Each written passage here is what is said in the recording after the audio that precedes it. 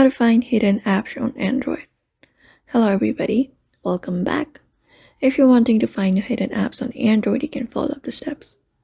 So for that, although the settings may vary, specifically if you're on Samsung phone, when you head over to this section of apps, at the top right corner of your screen, you should be finding a three dot. You can go ahead and tap on it.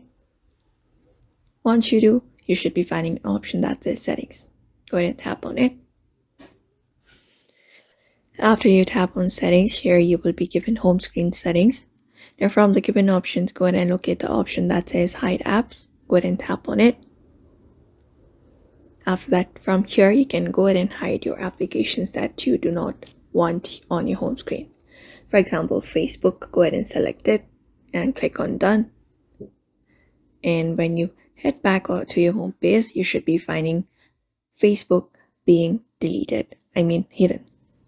So if you want to unhide that, you can go ahead and follow the same step. Click on the three dot at the top, head over to settings, and go to hide apps. And go ahead and tap on this minus option of the Facebook, the app you're hiding. After that, click on done and head back to your home page, and you should be finding the application that you were trying to hide back again on your screen.